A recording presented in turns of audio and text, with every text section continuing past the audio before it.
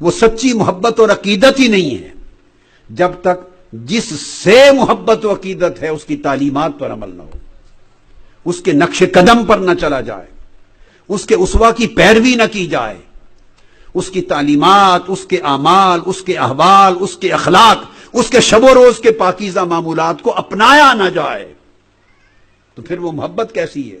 ہماری محبت ایک دھوکہ بن گیا ہے۔ اور بدقسمتی سے ہمارے اس مسلک میں، اہل سنت والجماعت میں، ایسے لوگوں کی اور ایسے پیروں کی اور ایسے مشائخ کہلوانے والوں کی اور رہبر کہلانے والوں کی کوئی کمی نہیں ہے، جن کا مطمع نظر فقط اپنی ذات کی پوجا کروانا ہے، اپنی جیبوں کا بڑھنا ہے۔ وہ کھری بات اپنے طالبوں، شاگردوں، مریدوں کو نہیں کہتے، وہ جو آتا ہے اس کا بیڑا پار کرتے رہتے۔ جو محبت کر لے، جو بیعت کر لے، ہاتھ میں ہاتھ دے دے، نذرانہ دے دے، ہاتھ چوم لے، زیارت کے لیے آئے، سب کا بیڑا پار ہے۔ 1400 سال میں کسی اللہ والے نے یہ نہیں کہا جو میرا دامن تھام لے اور میری بیعت کر لے اس کا بیڑا پار ہے۔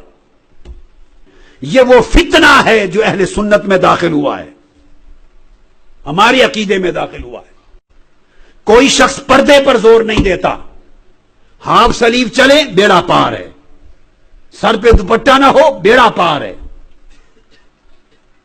پیروں کے اور مردوں کے پاؤں اور ٹانگیں دبائیں بیڑا پار ہے، نماز پڑھیں نہ پڑھیں بیڑا پار ہے، شریعت محمدی کا حیا نہ کریں تب بھی بیڑا پار ہے۔ کیوں؟ آپ نے میرا دامن تھام لیا۔ کسی ولی اللہ نے نسبت کا یہ دھوکہ دہی کا معنی بیان نہیں کیا۔ اولیاء کاملین نے کسی نے یہ نہیں کہا میرے سلسلے میں آ گئے بس سارا بیڑا پار ہو گئے۔ یہ اس طرح بیڑا پار نہیں ہوتا۔ ایسا کہنے والے اہل سنت سادہ لوگوں کا بیڑا غرق کر رہے ہیں۔